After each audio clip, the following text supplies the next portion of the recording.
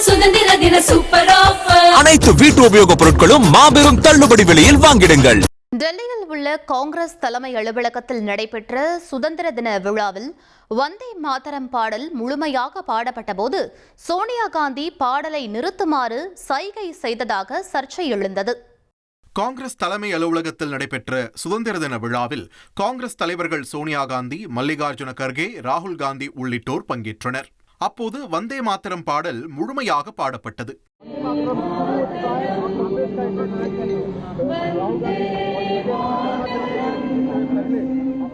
பாடல் தொடங்கிய போது தலைவர்கள் மரியாதை செலுத்திய நிலையில் சோனியா காந்தி நிர்வாகிகளை நோக்கி சைகை செய்த காட்சிகள் வெளியாகின.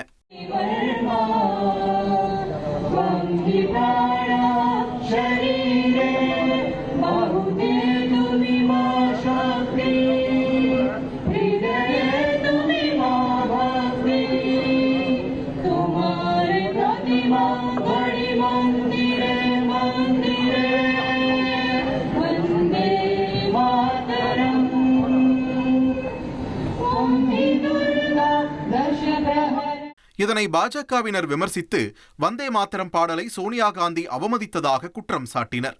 ஆனால் எந்த அவமதிப்பும் நடைபெறவில்லை என்று காங்கிரஸ் பொதுச் செயலாளர் ஜெயராம் ரமேஷ் விளக்கம் அளித்துள்ளார்.